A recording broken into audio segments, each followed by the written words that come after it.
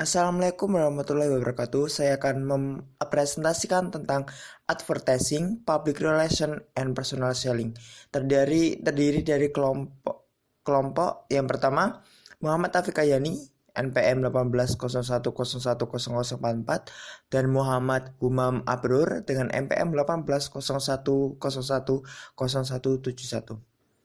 Yang pertama adalah advertising. Pengertian dari advertising adalah sebuah penyajian materi dengan persuasi pada masyarakat melewati media massa yang tujuannya guna mempromosikan produk maupun jasa yang telah dijualkan oleh perusahaan.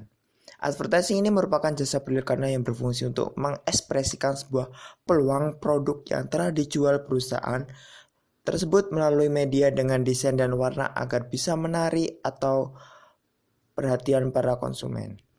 Selanjutnya fungsi dan tujuan. Yang pertama adalah untuk menyadarkan para customer sekaligus memberikan informasi tentang suatu produk maupun jasa perusahaan. Yang kedua, guna menimbulkan rasa suka pada diri customer terhadap produk maupun jasa yang dihasilkan perusahaan. Yang ketiga, guna meyakinkan kebenaran mengenai apa yang ditujukan pada iklan dan sekaligus menggerakkan customer guna berupaya mempunyai dan memakai produk maupun jasa yang dijual oleh perusahaan. Yang terakhir adalah manfaat dari advertising. Yang pertama, mengingatkan konsumen tentang manfaat dari sebuah produk maupun jasa yang telah ditawarkan. Yang kedua, membangun serta mempertahankan identitas perusahaan. Yang ketiga, meningkatkan reputasi dari perusahaan. Yang keempat, mendorong customer agar membeli lebih banyak. Yang keempat, membantu meningkatkan penjualan. Dan yang terakhir adalah mempromosikan serta memperkenalkan usaha ke customer, investor, dan beberapa pihak lainnya. Selanjutnya akan dijelaskan oleh Mas Umam.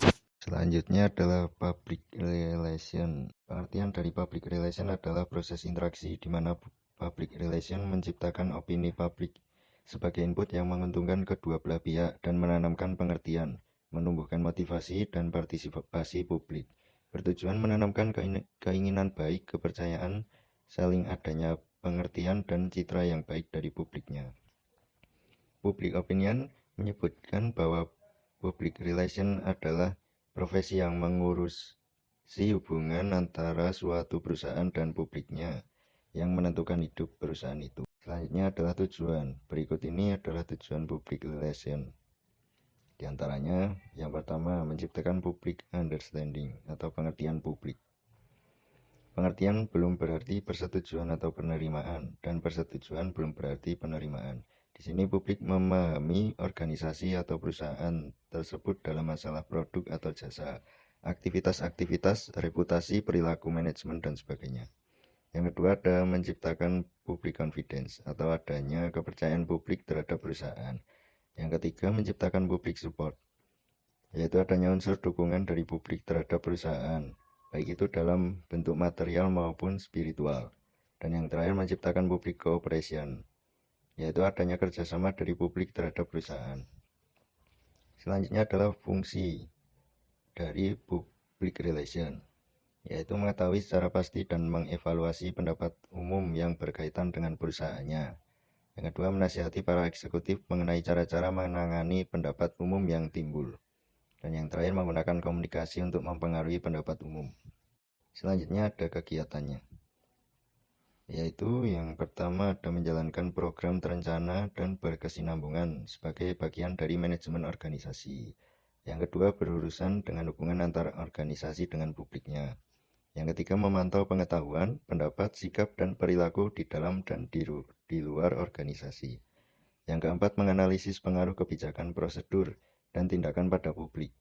Yang kelima, menyesuaikan kebijakan, aturan, dan tindakan yang dipandang menimbulkan konflik dengan kepentingan publik dengan keberadaan perusahaan.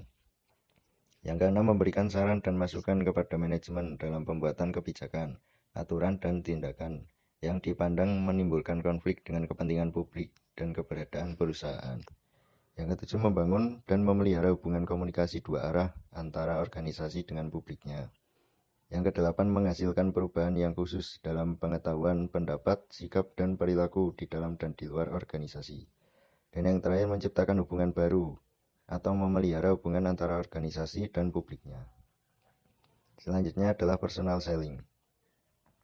Personal selling secara bahasa terdiri dari dua kata, yaitu personal dan selling. Personal lebih bersifat pribadi atau perseorangan, sedangkan selling berasal dari kata sell yang artinya menjual.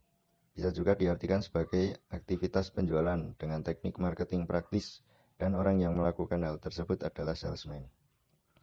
Adapun pengertian penjualan menurut Winardi adalah hasil yang dicapai sebagai imbalan jasa-jasa yang diselenggarakan, yang dilakukan perniagaan transaksi dunia usaha. Personal selling adalah teknik penjualan tatap muka di mana seorang penjual menggunakan keterampilan interpersonalnya untuk membujuk pelanggan agar mereka mau membeli produk tertentu. Selanjutnya adalah strategi personal selling. Yang pertama ada prospecting dan identifikasi prospek. Prospecting merupakan langkah mengidentifikasi orang-orang yang dapat masuk sebagai pelanggan potensial. Yang kedua ada pra-pendekatan. Langkah dalam proses penjualan di mana seseorang wiraniaga mempelajari mengenai seorang pelanggan yang prospektif sebelum membuat sebuah kunjungan penjualan. Dan yang terakhir ada pendekatan. Langkah dalam proses penjualan di mana wiraniaga bertemu dan menyapa pembeli untuk mendapatkan hubungan atau memulai suatu awal yang baik. Selanjutnya presentasi dan demonstrasi, di mana wiraniaga menceritakan riwayat produk kepada pembeli, menunjukkan bagaimana produk akan menghasilkan atau menghemat uang bagi pembeli. Selanjutnya mengatasi keberatan. Wiraniaga menyelidiki, mengklarifikasi, dan mengatasi keberatan pelanggan untuk membeli. Selanjutnya menutup penjualan, di mana wiraniaga menanyakan apa yang hendak dipesan oleh pelanggan. Dan yang terakhir pelayanan purna penjualan, di mana wiraniaga melakukan tindak lanjut setelah penjualan untuk memastikan kepuasan pelanggan dan mengulangi bisnis. Mungkin itu saja yang dapat kami sampaikan. Bila ada kurang atau lebihnya mohon maaf. Wassalamualaikum warahmatullahi wabarakatuh.